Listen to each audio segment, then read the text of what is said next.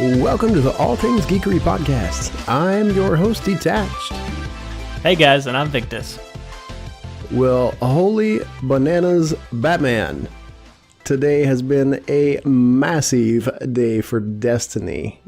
Like, what on earth? The bombs just kept dropping with all of the information that was coming across all of the social media today.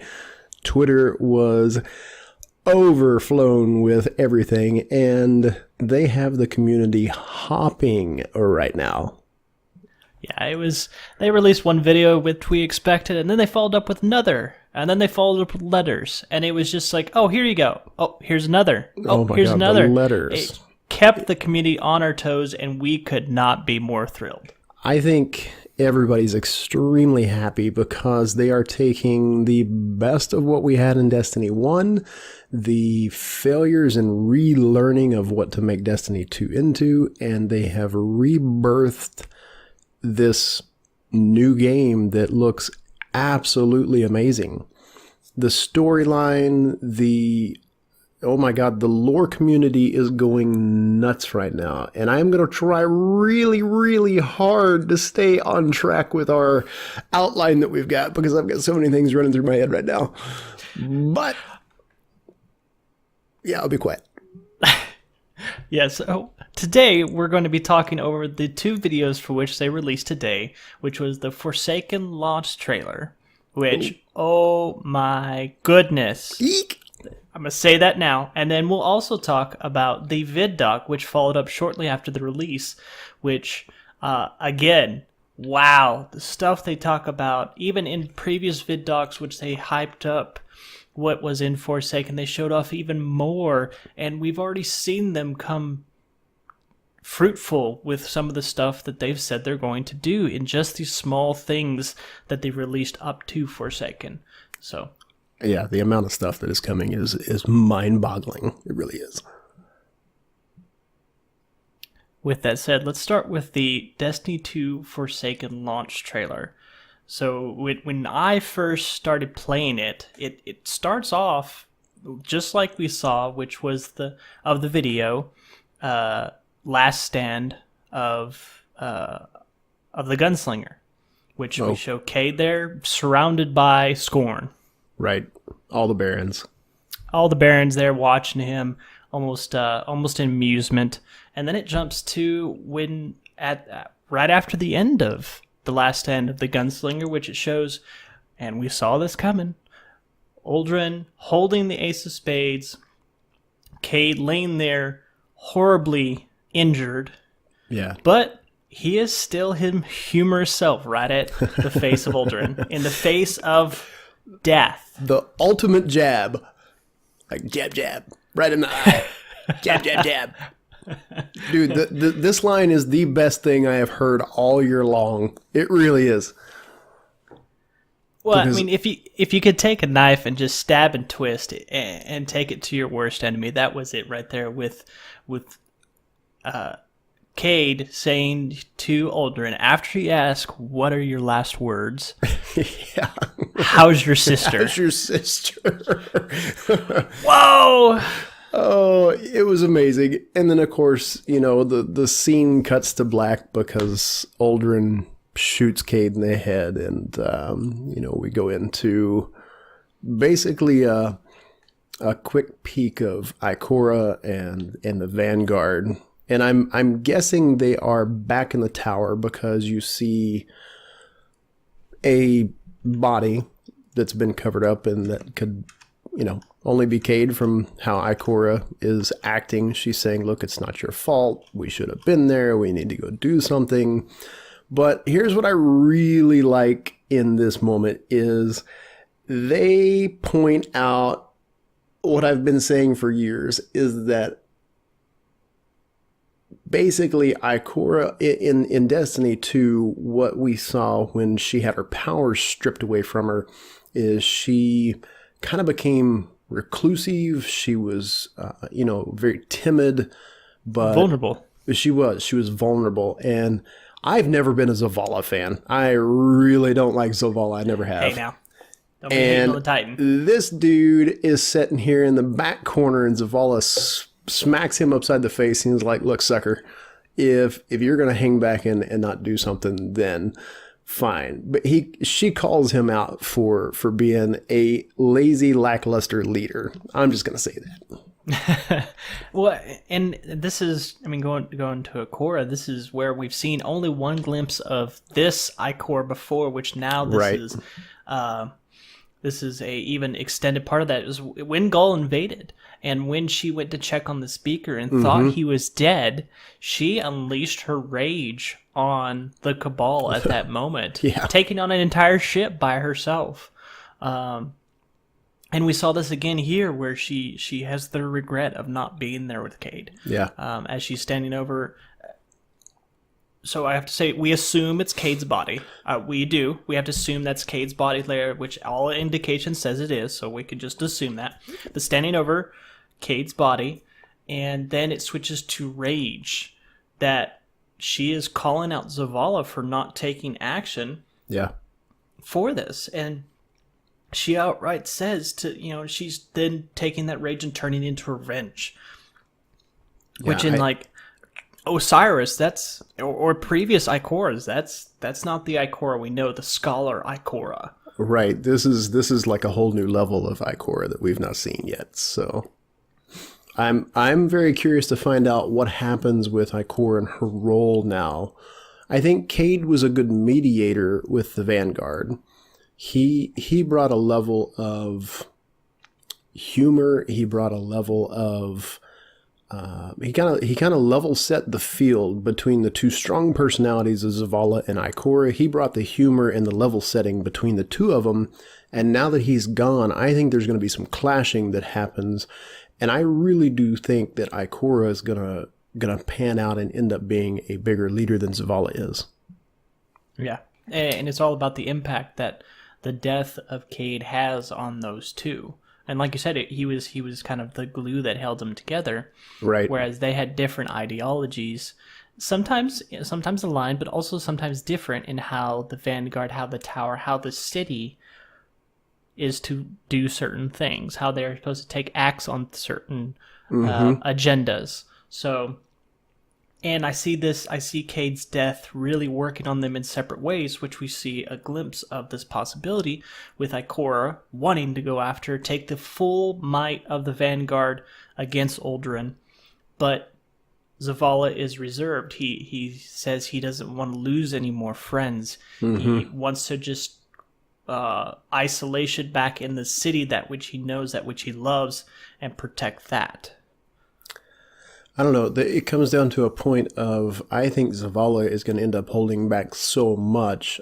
I mean, that in a sense is what brought the devastation of the tower in the first place. Is High and Mighty there thought that defenses were so good that I think, you kind of forget that sometimes a good defense is a good, it's really that offense of going out and taking care of things. So I'm curious to find out what happens with that. I want to make one quick sidetrack, real quick. Okay.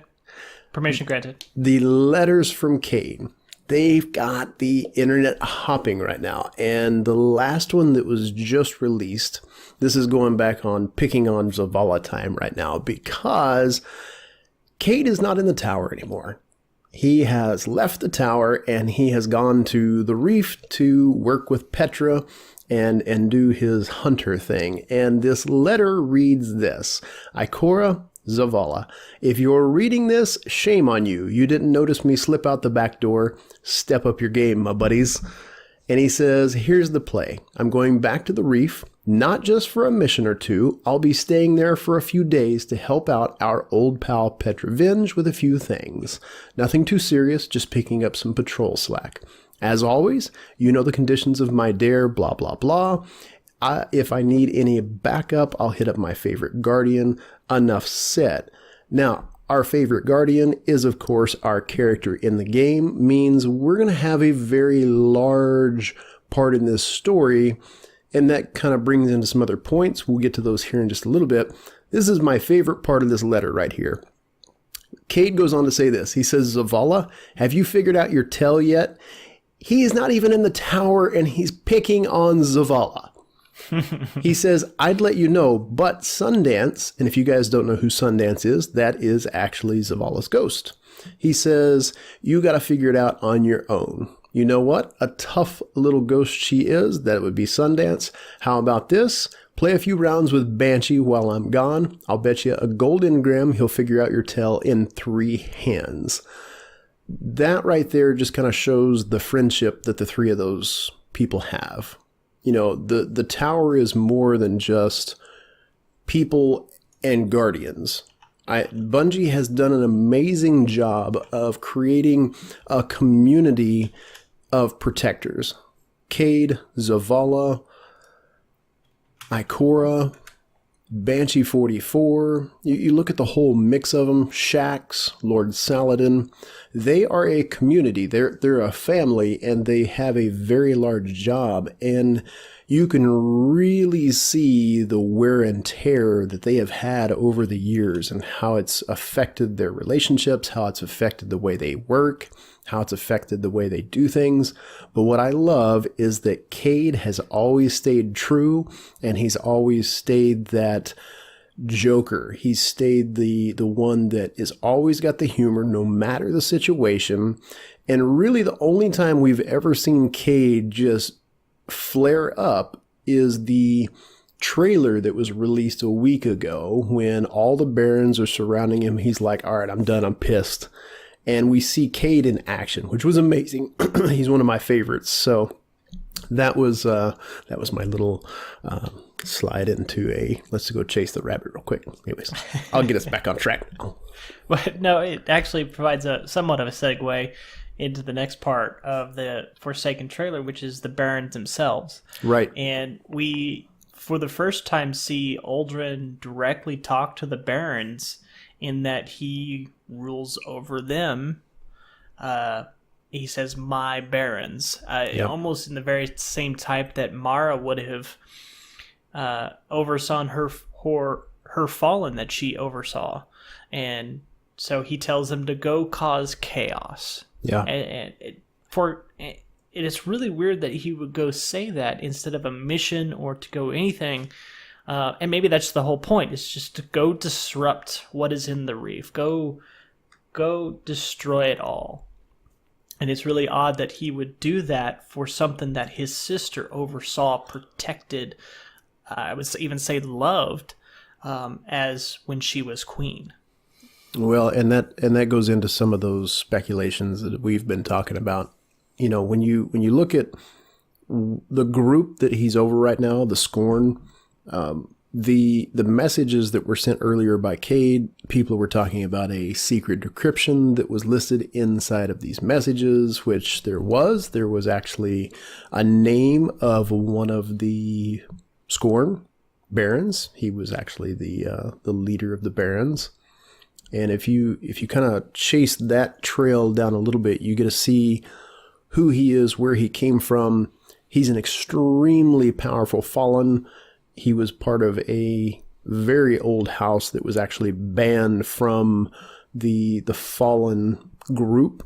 And how he came about to be in Uldren's somewhat military, I guess is what you could call it now, I think is going to be kind of a cool piece of the story that we get to unfold as we see how the Scorn function, how Uldren functions. But yeah, you're right with how Mara Sov kind of controlled the whole, the reef and the Awoken, and that whole storyline of how the Awoken even became, and then they've got this broken down reef way out in the middle of God's nowhere, and now her brother has taken over the reef. He's destroyed a ton of things, and like you said, let's go release these barons into doing mass chaos and destruction. So there's definitely a huge backstory there on why Uldren is doing what he is. There's some other pieces inside that story too from the trailer that was really cool with Uldren, and we'll touch on those here in just a little bit. So yeah, talking about we could go on and talk about the ideology behind the Baron, why are they loyal to Uldren, but that's for our possibly later lore videos. It's for my lore videos. But talking about the Fallen in the Reef, we've got insight into the different ones, with particularly in D1 with Varix, and how he wanted to. I probably just butchered that name. It's actually Varix. Varix, thank you. How he helped the Guardians was with Mara and Petra, but then we see this another character show up in the trailer called the Spider, which gives a good indication.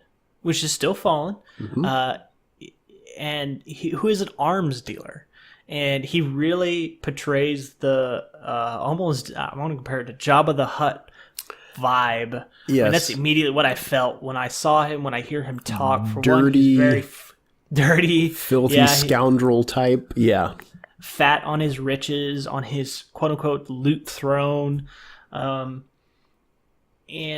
he's also a Fallen that's very well versed in human language, which is portraying to what he is as an arms dealer. So you expect him to be very well versed in all those things, right? But in looking at the lore, just real quick, the Awoken do not like to be allied with him, or do not want to be even notated with him because of what he does. I mean, he's the Jabba the Hutt of the Reef. He does black market stuff. He deals in black market weapons, probably scorn weapons. He will loot off them and sell to the highest bidder, whoever they are. They could be a rogue band of Cabal that's low on weapons. He'll sell to them, or he'll sell to the Guardians or the Awoken, whoever gives him money or whatever he wants. But it's also interesting because he now has a vendetta against Uldren. And I think that plays into the disruption that Uldren is now causing in the Reef, thereby disrupting his economy. Yeah, definitely plays into that. Quick little trivia bit too on the Spider is he is one of 3 Fallen that are very well versed in the English language. And 2 of those you actually get to see in game, or we've actually only seen one of them in game and interacted with him, and that is Varix. Previous, right. He was the vendor in Destiny 1. So we did get a quick little snippet of the Spider as him as a vendor with some of the fun little things that he's going to bring, and I'm really curious to watch how they play him into the story, because you are right, with his connections and market that he has, I'm pretty sure that the pockets that he's got, the deep connections, he's going to be a huge ally for really finding these barons and kind of bringing Uldren down, I think.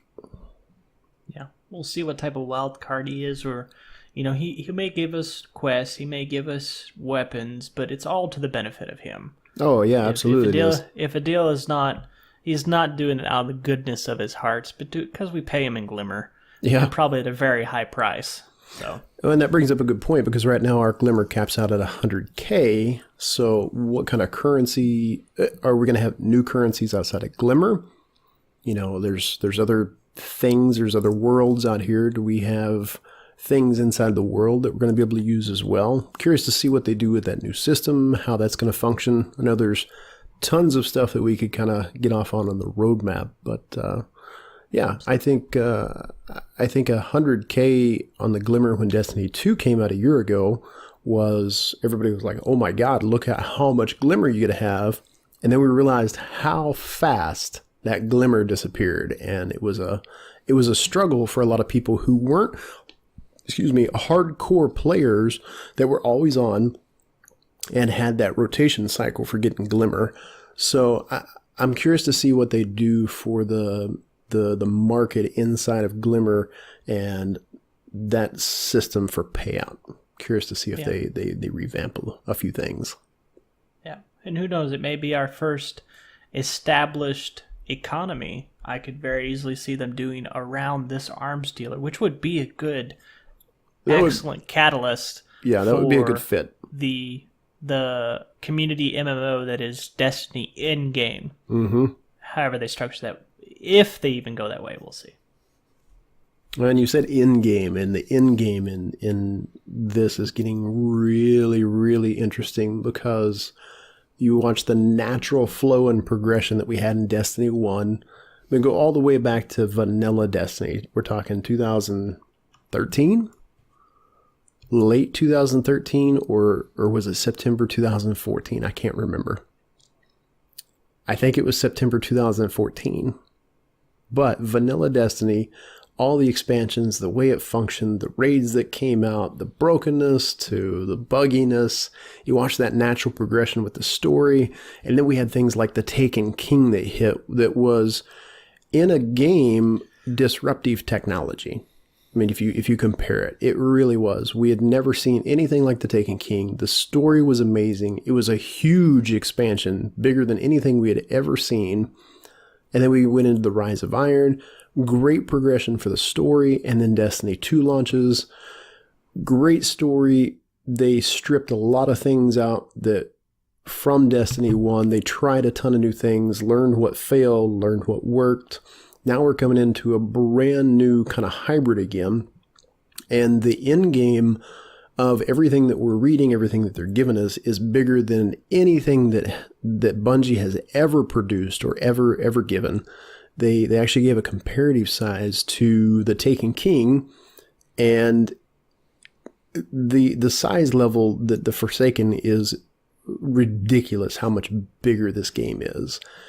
The setup, I'm going to speculate here just a little bit because there's so many things pointing towards it. There really is. But the end game isn't Forsaken. This Forsaken, to me, is the setup for the actual end game that is going to be an expansion coming later, to me. And that points into the Dreaming City, that points into Marsov, Aldrin. All of these things, in my mind, are a huge setup for an enemy that we have never seen, but we've talked about, we've seen, and that's Savathun. That's a huge speculation. I don't want to chase down too many, wild rabbits, but I think there is a Savathun expansion coming, and I think what Bungie is doing with Forsaken right now with their story writing and their content that they're going to be rolling out all through the rest of this year, spring of next year, summer of next year. I mean, they've got content lined out till summer of next year. There's not going to be any content droughts anymore. There's timed content that's coming out, and I think the way the story is going to shape up is one of the best things in the gaming industry that we're going to see. I really do. Yeah, it'll be exciting to see where we go, how Forsaken is connected. After it comes out, we get experience the story and get all the full unlocks come 2 weeks into it, and to see how it evolves with that. But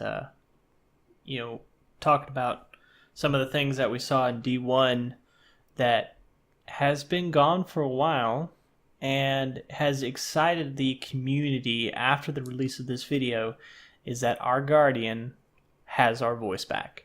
We finally said something. We are actually going to talk. Goodness. We are actually going to talk again.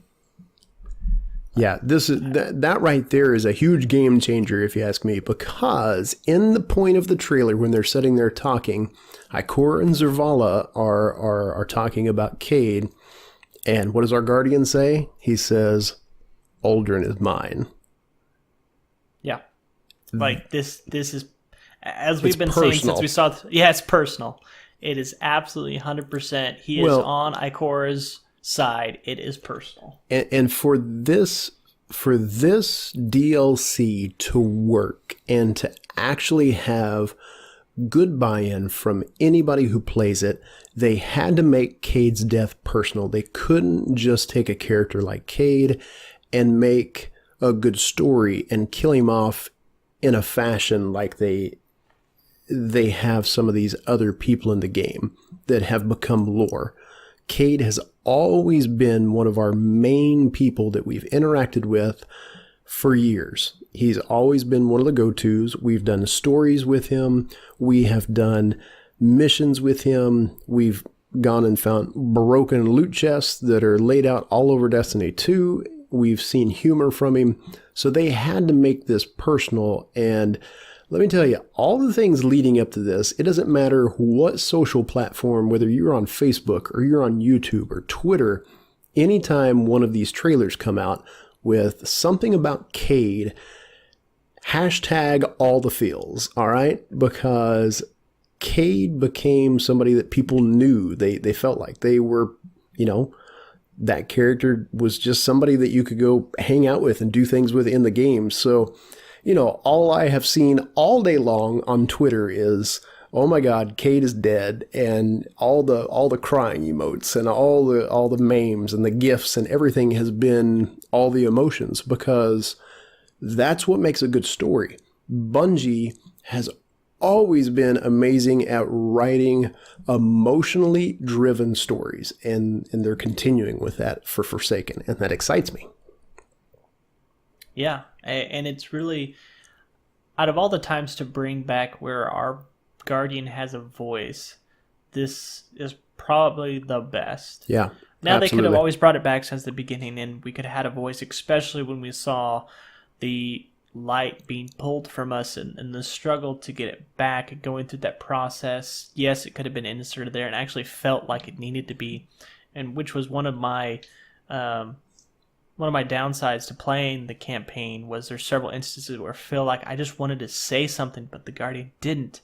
But now, with the loss of Cayde, it works. It allows us to, which we assume no multiple choice, no dialogue or anything like that. He's just going to say something. But so far in D1, it was always what we were feeling, and either a question appeared and he said it, or a statement, and it was never off. It was never off kilter. It was never off bat.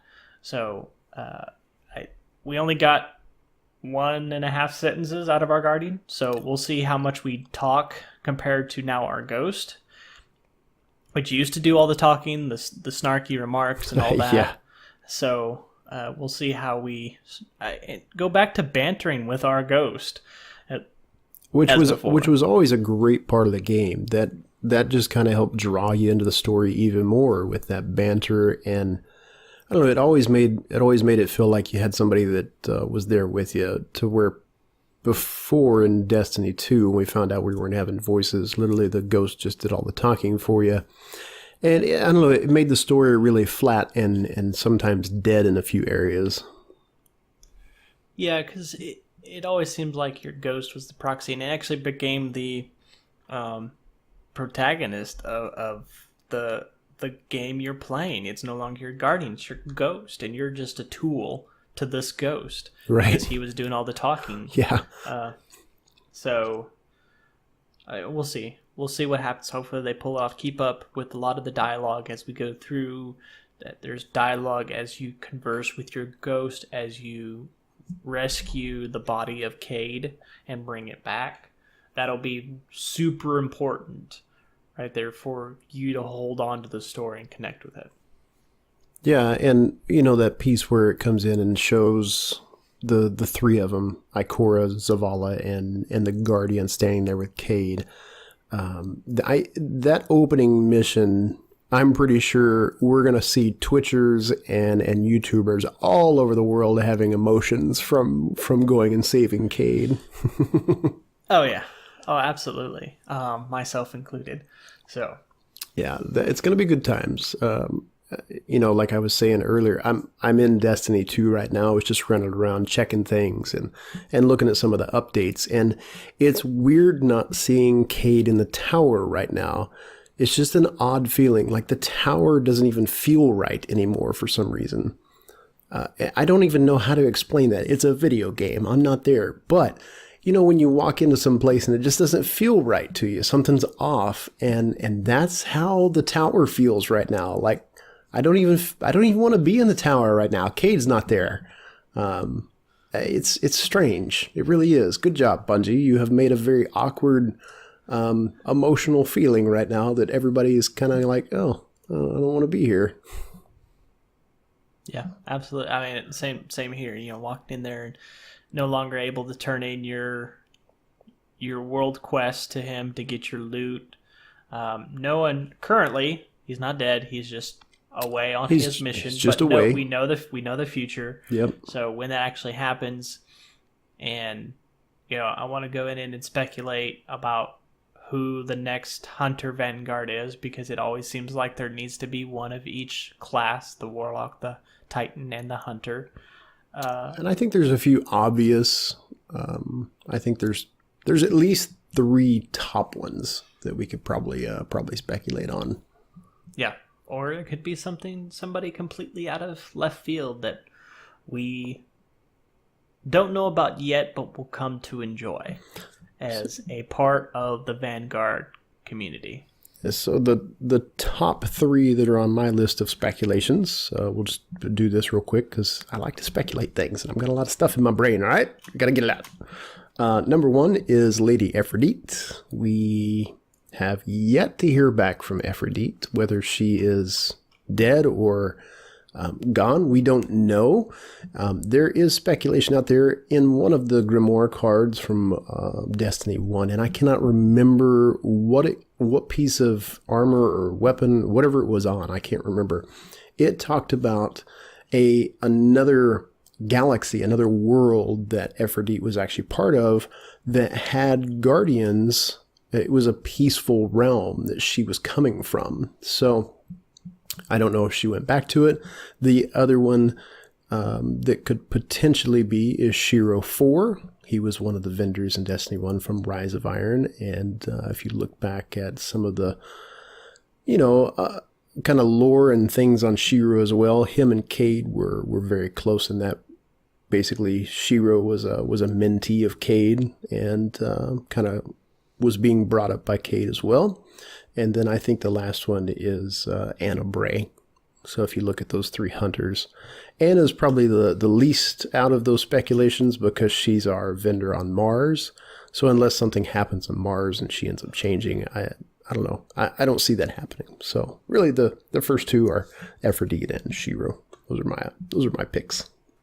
Yeah, and who knows? We may not have a replacement for quite a while. We may not. Maybe that whole function and piece is gone now. Maybe something happens and changes there.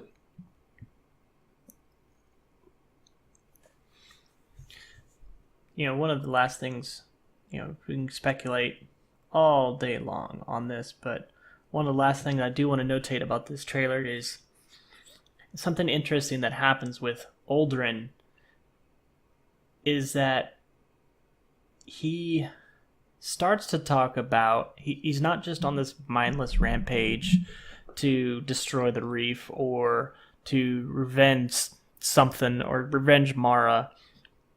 He looks like he's in search of something. Maybe it's just a tool for him to continue his rampage, but he starts talking to us almost in a taunting way, notating that light and dark are so close together.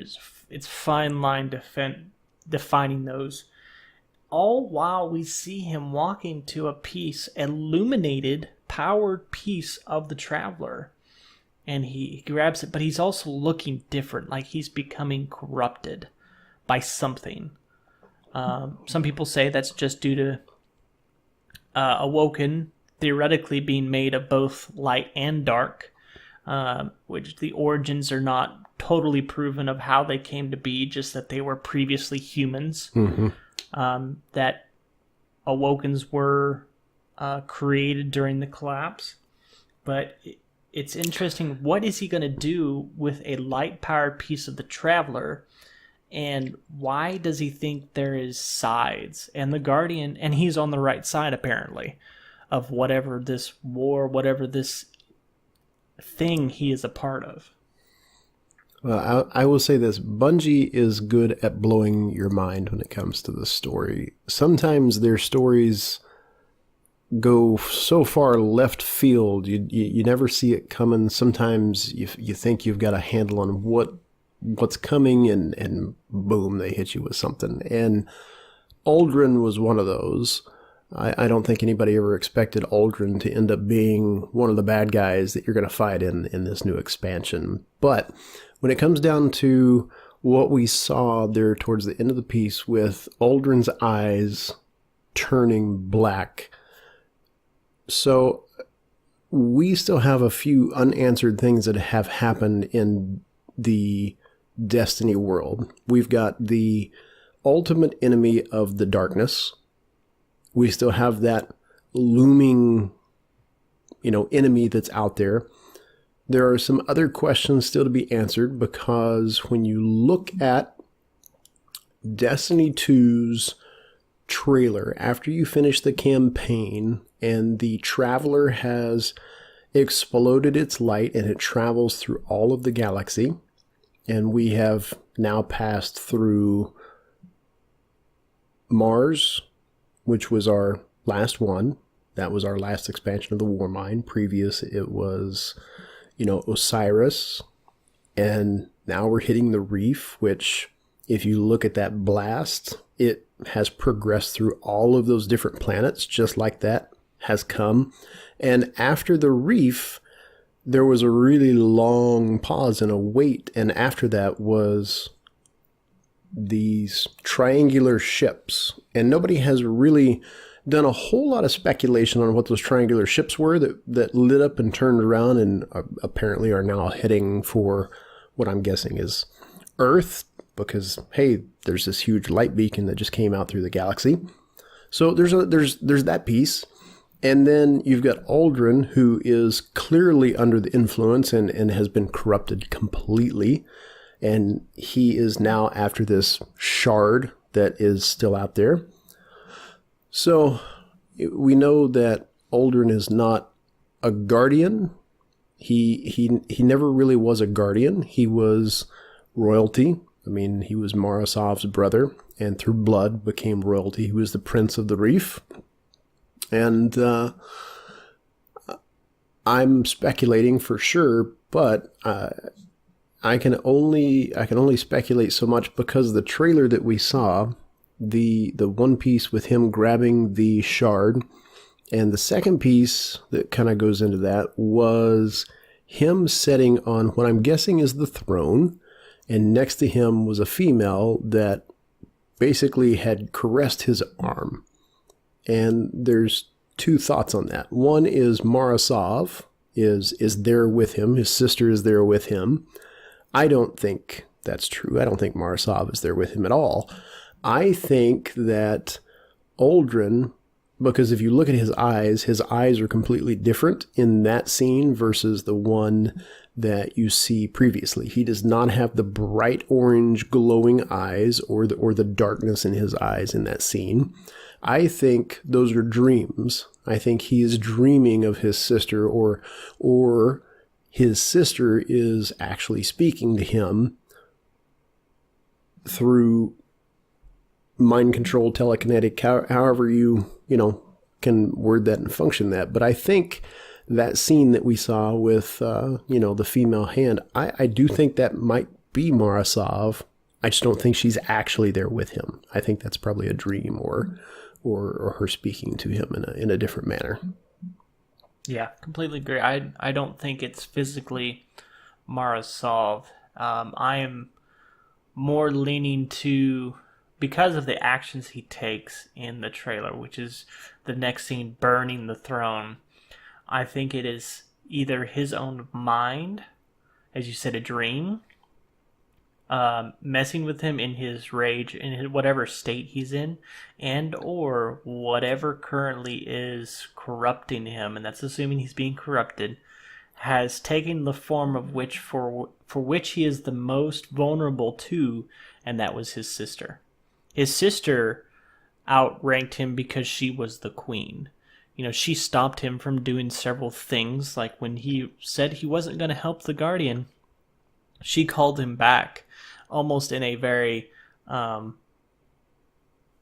dog-like fashion, to her to have a conversation with him, but then, turned around the decision of what he just said. But he was very accepting of it. He never second-guessed her. He never questioned her. So, yeah, there was definitely a leadership and submissive role between those two. Mara was clearly the leader. So that brings up some other speculation along with this. And one of the other thoughts I have also heard is that the Morozov side of that we see with the woman caressing his arm could potentially be an impersonator, somebody posing as his sister and manipulating him, controlling his mind. And maybe that's a vision. Maybe he was able to break free just enough to kind of see what it was. But like I said, those are all speculations. I know there's one other piece of this that we want to get into, and that is the Vidoc. But I want to take one last little quick turn here, and I won't spend long on this because I want to keep our time going. I want to try to keep this around an hour, so we're not an hour 30 minutes later, an hour and 76 minutes, and we're like, oh, it's 2 hours and 15-minute podcast here. So here is what I wanted to touch base on.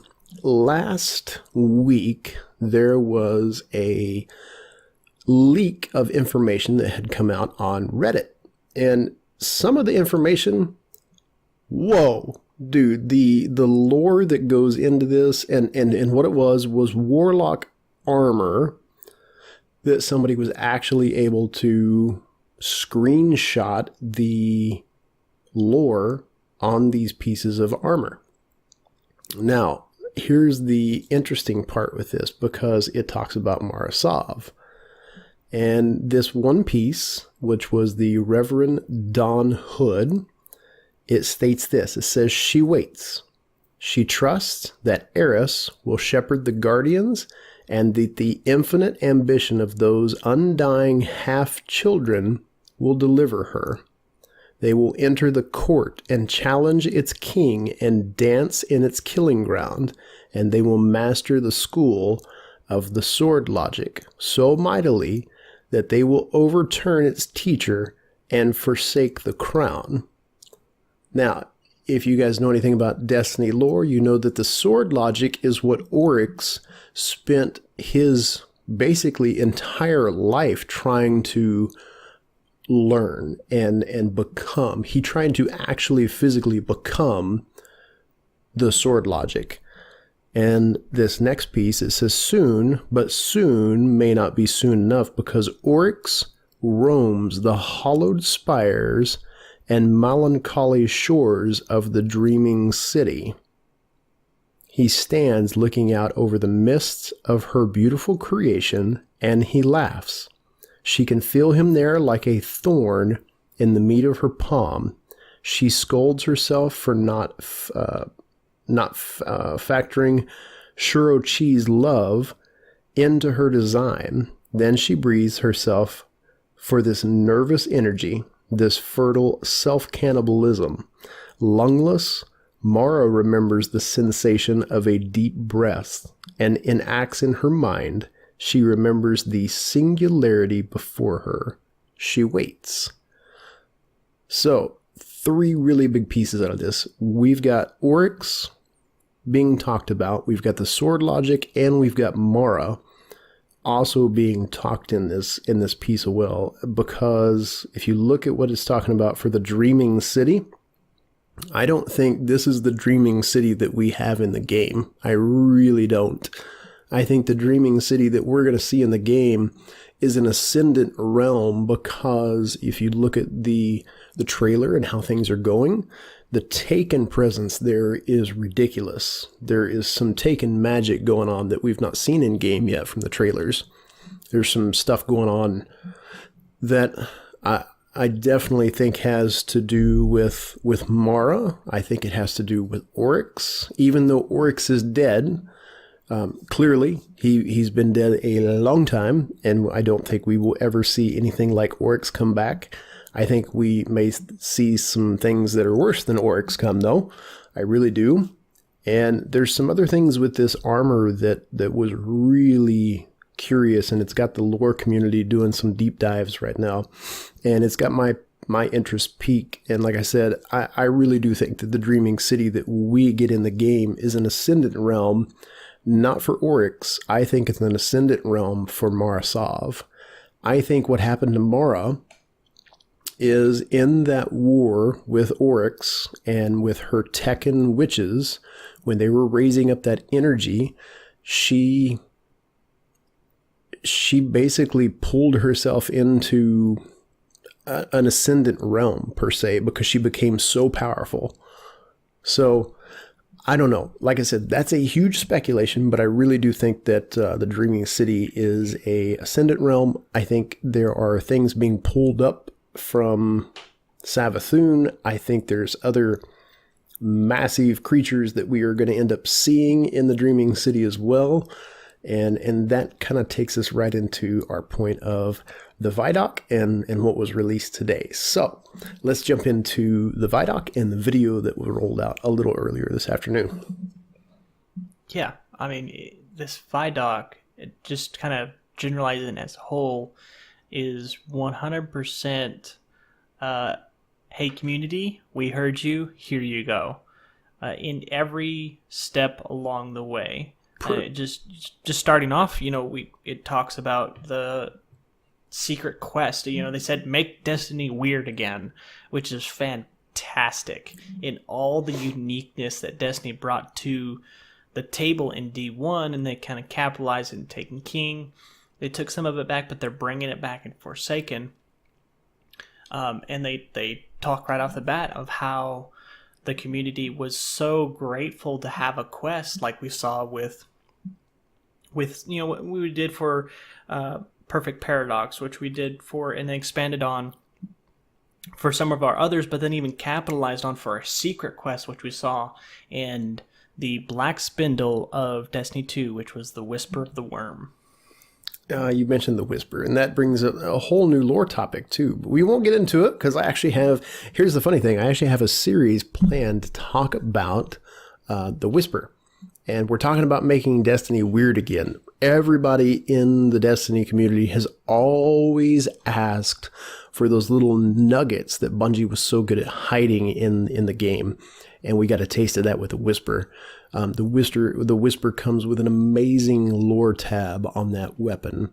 And all you lore nerds out there know exactly what I'm talking about, because that weapon is Zol. It truly is. If you've not read that lore tab, read it. But that goes right back into the sword logic. It goes back into Zol. It goes back into Oryx's son. It goes back into the Destiny 1 weapon that Oryx was part of. I can't think of the name of it. What was the scout rifle in Destiny 1 that had basically it was the pulsing heart that took your life away? Touch of Malice. Touch Malice. The Touch of Malice and the Whisper are basically two in the same weapon. The Touch of Malice was what Oryx was trying to become and create and have a piece of him that lasted forever, even once he passed from the physical realm and into the Ascendant realm. The Whisper is the same thing. It is Zol basically living on forever. So, anyways, there's a lore video and talk and podcast one day coming on that. I'll be quiet now. That is, and that's where he takes the lore and runs off with it down a rabbit hole through multiple other tunnels. 20 minutes later. But going back to the VidDog, secret quests, secret quests, and they promise more of those. They promise much more, which is huge. A lot more, which is huge for those that, and they talk about really making a grind for those top Destiny players for something to look forward to. And it really calls out to how and why like games like World of Warcraft has stayed where they're at is because they have those things like it. I mean, I call back to when I played the game, even though I didn't hit those top tier things, I was still working on my sub tier stuff, and I'd get them done. I was like, okay, let me go do that. And that's what was missing from D2 is that you could very easily get to end game and the grind wasn't that hard, and then that was it. And then there was nothing. You're done. You should go play PvP or go do the raid for the 7th billionth time. Right. There was no, you could spend time doing it if you wanted to. It was there for you if you wanted to. You could still, you can go back and go play your PvP and you can go do your raids. But when you get to that top tier and want to have something that's going to, allow you to feel accomplished in, the secret quest will be there. And they're bringing back, along with that, they're bringing back the random rolls. So now you have even more to, let's say I almost got the perfect roll for my D2 grass block, whatever it may be. And you're like, I'm going to go grind for it today or this weekend. Or if you're unlucky like me, 3 weeks later, still grind for it. Better it's devils. Still, it's better. We won't even go there. And it's something to reach out for, and being that they've added random rolls back, you now have that grind exponentially, that accomplishment exponentially expanded from what we saw in year one of D2. So it's an excellent step. It's a good step. We're starting to see some of those being dropped already in before Forsaken, so we're getting small glimpses of what is to come. But definitely a grind worthy of top tier. Yeah, for sure. They're definitely giving us those little nuggets, and I love it. The biggest thing that I'm excited for, not just the story and the lore, there's tons of things to be excited for, but the random rolls are going to be huge again. Finding that perfect weapon that just, it fits how you play, it fits your game style. I think that's going to be fun. They talked about dead ghosts coming back into the game again as well. That's going to be a huge game changer for lore and story and the buildup of all the content that made Destiny 1 so great. We're getting those drops back in the pool that we get to go play with again. And that is huge. So yes, the grind is going to be there. There's going to be all these different levels. You're going to have people that complain and whine and, oh my God, why did you change this? And, oh, I loved how easy Destiny. You know what? Look, if I was a game developer, I would rip all my hair out if I had to listen to all that. I really would. This is why I'm not a game developer. I'm a game player. And this is what I have to say to everybody out there is you don't know what their shoes are like. You don't know what they work on. If you've never done game developing, if you've never been in those boots, then take your criticism and go suck on a sour lemon, because that's not what the community wants, and that's not what the community needs right now. Twitter and Facebook and YouTube and everybody else, they need positive reinforcement, because guess what? We're playing video games, and video games are supposed to be fun. They're supposed to be friendly. They're supposed to build the community, not tear them down. And the people out there that are in the cesspools and have the bad attitudes, you know what? I'm really suspecting that a lot of this is going to drive those players away. And I think it's needed. I think Bungie's doing the right thing by bringing this content back, because they are going to clean out the dirty areas of the game that have so many naysayers, and they're bringing back people who truly do love the game. This is a huge community of people that play Destiny, from the content creators. We've got a massive lore community, myself included in that, and you as well. It may not be, Lord of the Rings big, but it is still huge, and it's part of the game, and people are passionate about it. And that's what I love about all the stuff that we got to see from DMG today and Deej and Cosmo. They're passionate about this again. You can see the excitement coming out, and they wanted to see how the community reacted to all this, and they got to see the excitement. They got to see the emotions and the love and the passion, and they got to see the community just kind of blow up again, because that's all you saw Twitter talk about today was, man, it's great to see all the community communicating and talking and doing things again together, because it was dead. It really just kind of was. It was kind of flat, kind of boring, kind of leveled out for a little while. Other people were playing different games. They were checking other things out. So yeah, I'm ready to see some life come back into the game. Anyways, that's my spiel. As you guys can tell, I'm very passionate. Well, and what is coming is definitely going to, I hope, all those in the community that are passionate about, myself included, we have what they're promising to be a no content drought, which we saw in the beginning of D1. We saw a little bit of D2, though content was there, just sometimes recycled. Yeah, definitely recycled. They recycled Yeah. a bunch. And sometimes too much. But we even saw some different things coming down the pipeline. We saw the announcement of the Black Armory, which is, that's really piquing my interest right now, whatever that is. And a hidden society that dedicated themselves to creating the most powerful of weapons during the Golden Age. And We thought Braytech was, the top tier. Nope, these guys. Dude, that sniper rifle that was previewed in the Vidoc today, what on earth? Like, come on, gimme. Give me. And hopefully those weapons I see that as a huge, here is select weapons, but to get them, just like the Reddick broadsword, that is, we already confirmed is coming out in Forsaken, but the quest to get that is extensive and makes it, when you get that weapon, you feel accomplished. Yeah. And that's what I hope. They have tiers of that in Black Armory when that comes. A story to go along with it, of course. But when that releases, you have that aspect to it that allows you to grind for it, feel accomplished for it, and once you finally get it, and you can show it off that, hey, I got this. So I see that being a big one there. So here's the cool part of the Black Armor. Well, this is what piques my interest about the Black Armory the most, is that the picture that we've got for the Black Armory looks like Banshee 44.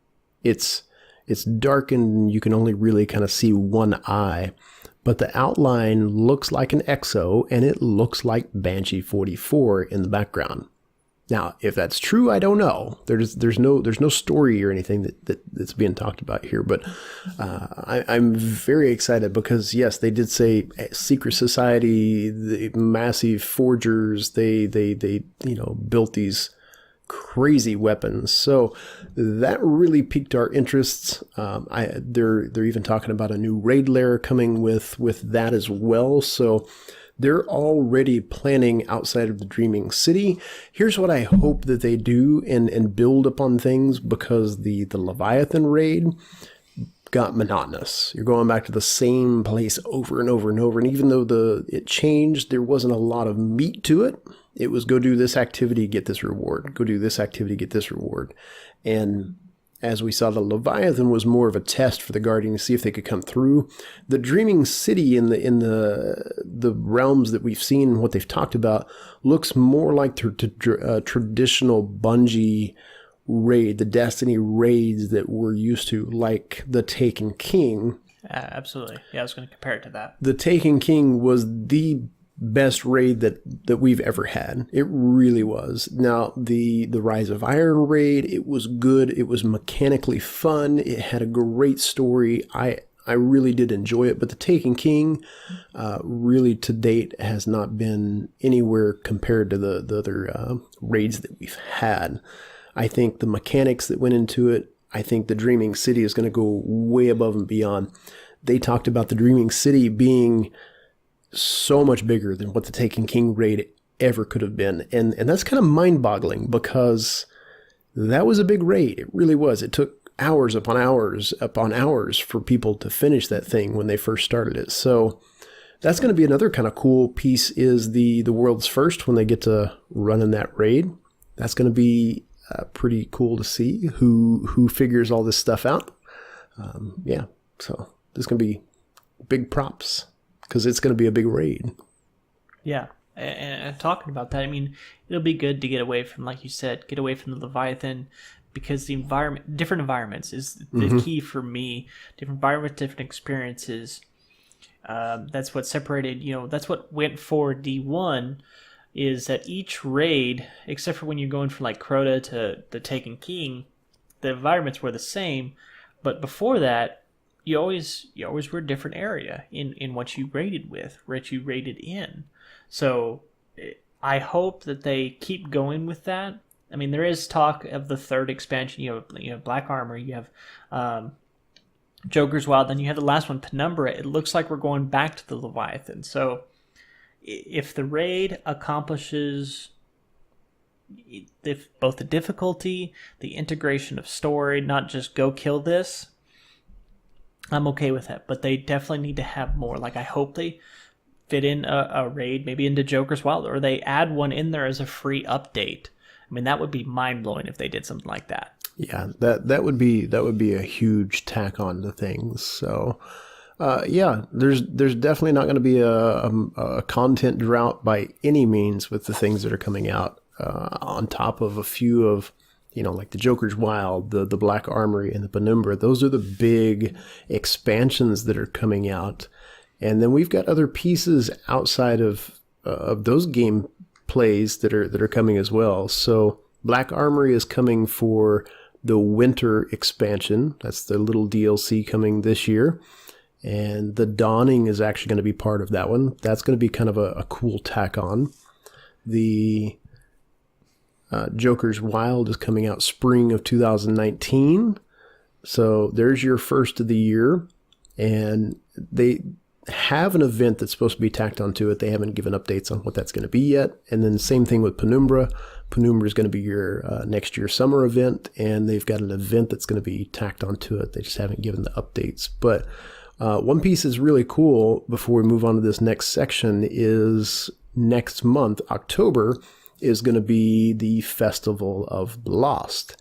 And a lot of people have, if you look back in Destiny 1, one of the cool things with Festival of the Lost was it was just fun. It was ridiculous. They had some crazy things in it. There was always stuff that you could go do. And they had those boxes of raisins that we picked up one year. And everybody was like, what on earth do we do with some boxes of raisins? And the next year they turned them into Ascendant raisins. Ridiculous stuff. And, maybe they bring back some of that kind of fun that we had in Destiny 1. Just some of the ridiculous, we have no need for it whatsoever, but it was just a breakaway from the grind, and I think that was healthy for the game. So I'm kind of excited for those pieces. And then the really cool part about, having this drought that we've had in Destiny 2 is the build-up. I think people are so excited for this, and Bungie really looks like they're delivering. So I think that has really just kind of pushed the community to a whole new level for this game. Yeah, absolutely. And then the last piece we have here is really a capstone on making this a accomplishment-based game. And being able to show that, if not, let alone what the weapons you have, the rare armor. Hopefully, we've always talked about rare weapons, but they haven't mentioned rare armor, which would be huge. But is lore tabs and titles, which are tied together.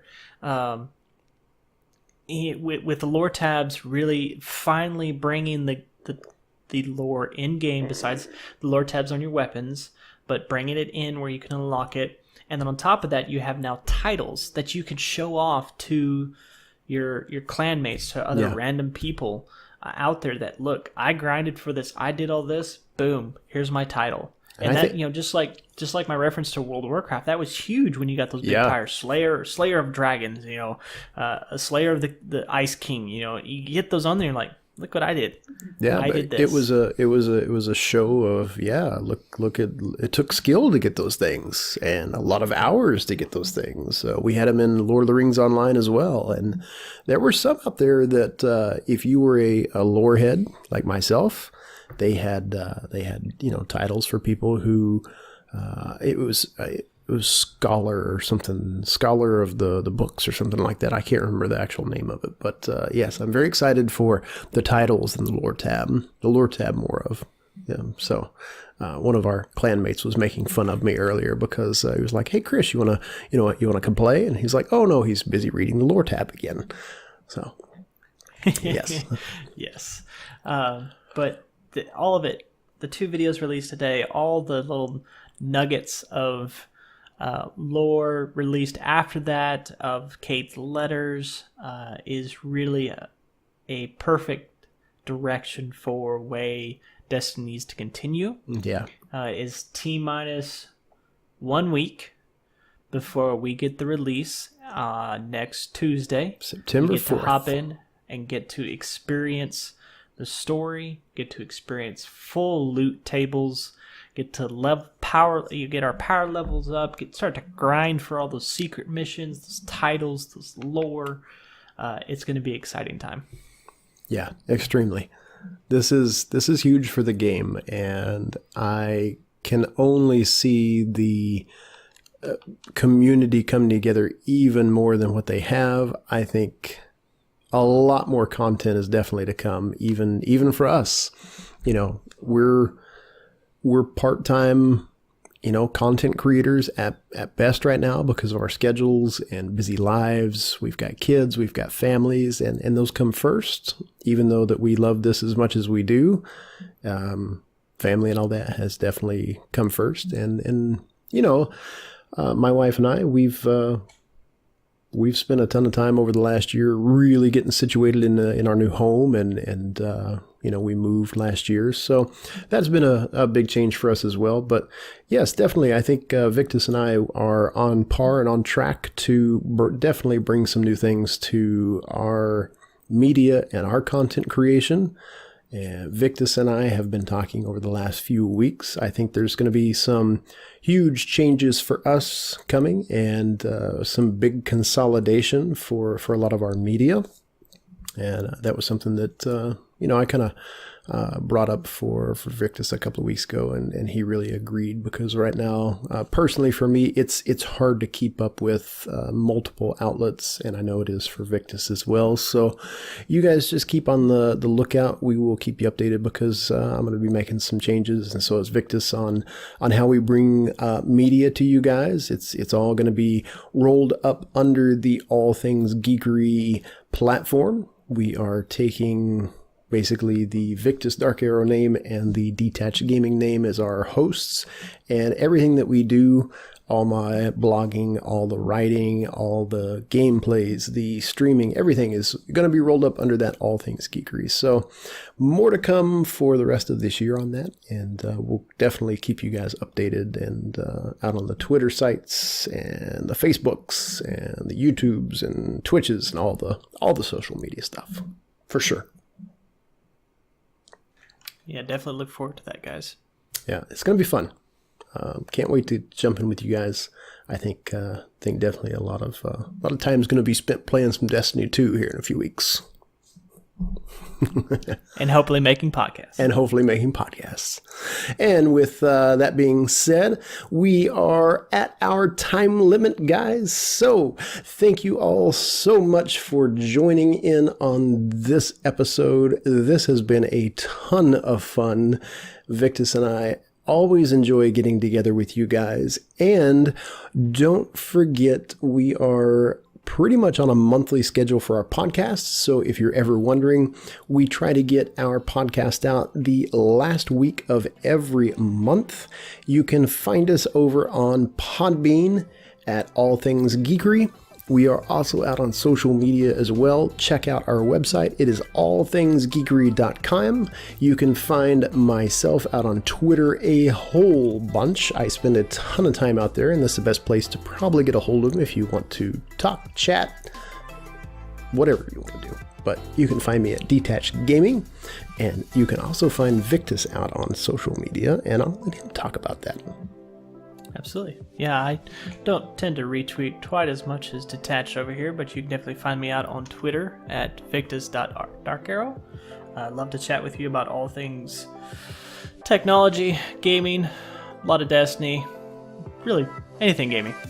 Pretty much, if you're a geek, nerd, whatever it is, we'd love to talk to you about it. So, with that being said, guys, you all have an amazing time, and I hope you guys are excited for Destiny 2. Let us know what you're looking forward to in the comments, and be on the lookout for our future episodes.